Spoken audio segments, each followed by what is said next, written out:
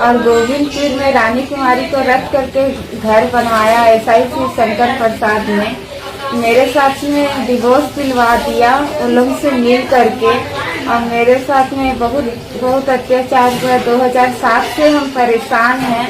सारी बात हमने बताई SIC शंकर प्रसाद को कि मेरे साथ ऐसा ऐसा हो रहा है, मेरे ससुराल वाले ऐसे ऐसे कर रहे, गलत कर रहे, संतोष ड्राइवर और धर्मेंद्र वकील, और मेरी सास पागो देवी, ननंद रूबी देवी, और नंदोई सुनील प्रसाद, भगनी रानी कुमारी, भगना रोहित कुमार, रंजन कुमार, इन लोग सब मिल के मेरे साथ तो चैन से जीने भी नहीं दे रहा है। शादी से रच के मेरे से गलत करवा रहा है, एक के बाद एक ब्लैकमेल करके लड़का भिजवा दे रहा है, और केस होता है तो कंप्रोमाइज में पैसा भी खा लेता है ये लोगों ना। मेरी सिर्फ बदनामी हो रही है, मैं कहीं की नहीं हूँ। अभी हम न घर के हैं न घाट के हैं। SIC शंकर प्रसाद ने डिवोर्स भी करवा दिया और लोगों से मिल के अभी हम जैसे तैसे गुजारा कर रहे हैं। और साथ में मेरे ससुराल पक्ष से बहुत घटना घट रही थी, थोड़ा मोड़ा कुछ प्रॉब्लम चल रहा था, जिसमें कि SIC शंकर प्रसाद के थाना में आए।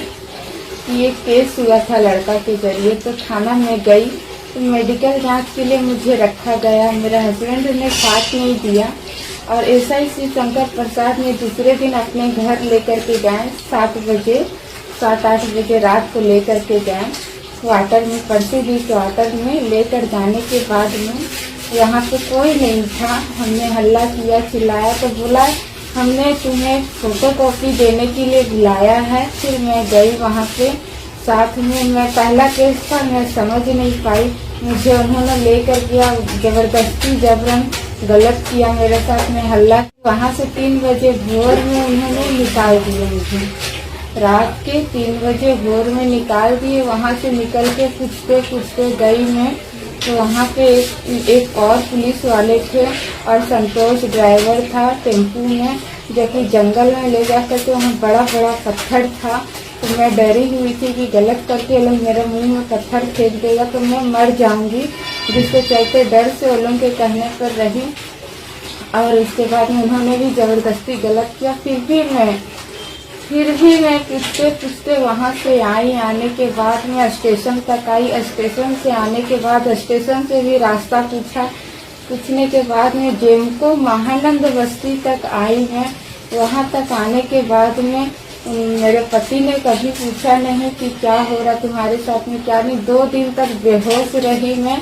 फिर मैं SIC शंकर को सारी प्रॉब्लम बताई, ससुराल पक्ष की बात को रखी, तो फिर शंकर प्रसाद ने मुझे डिवोर्स दिलवा दिया, वकील का नंबर दे करके बात करके। अब मैं कभी कुछ बोल नहीं पाई, मुझे समझा करके बेवकूफ बना करके सब दिनों रखा कि मतलब तुम किसी को कुछ बोलना मत, किसी से कुछ बात का शेयर मत करना, जिक्र मत करना। जैसे जैसे उन्होंने मुझे बोला वैसी तरह मैं चुप रही डर से, और उसका गलत फायदा उठा करके अब तक मुझे इतना अत्याचार हुआ मेरे साथ में। अब तक मुझे इन्होंने ऐसा किया है कि अभी भी केस करने के बाद फरारी में है। 2017 में मेरा संपर्क में हुए उन्होंने, और 2023 तक हमारा संपर्क रहा उनसे। और अगस्त महीना से खटपट ज़्यादा हो गया हमारी, जो कि मेरी ननद की बेटी को रानी कुमारी को गोविंदपुर में घर द्वार बना के दिया, और उसको रखा। 40 से 50 लाख रुपया उसको दिया। उन्होंने फायदा उठाया, बदनामी मेरी हुई।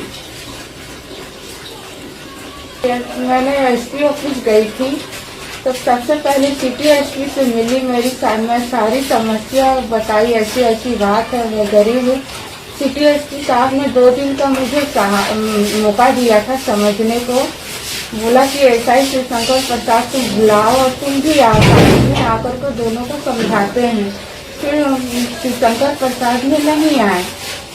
उसके बाद फिर 2 दिन बाद फिर हम SP साहब के पास गए कि सर वो नहीं आ रहे हैं। तो SP साहब बोले जब वो नहीं आ रहा तो 2 दिन का उन्होंने मुझे डांट कर भगा दिया। बोला कि उसको समझाओ या लेकर आओ, तुम्हारा जिंदगी वो बर्बाद किया है, तुम्हारा जिंदगी वही बनाएगा।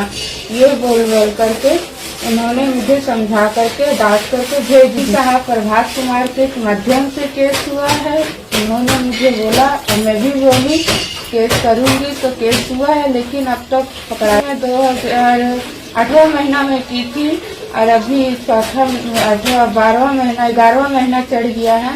4 महीना से अभी तक अपराधी पकड़ाया नहीं है। उन्होंने सविता सिंह से मिल करके, दीपक महतो से मिल करके कहा कि प्रेम संबंध को तोड़ती हूँ। अपने उनकी वाइफ को मैं फोन करके, मुझे पता नहीं था कि उनकी वाइफ है, मैं फोन करके उन्हें बुलाई। जब पता लगा उनके भाई आए तो सबको हल्ला हो गया। परचूडी थाना में भी हल्ला हो गया मेरे बारे में। तब उन्होंने कहा प्रेम संबंध को मैं तोड़ती हूँ, यह कह करके एक लेटर लिखा, खुद ही लेटर शिव शंकर प्रसाद ने।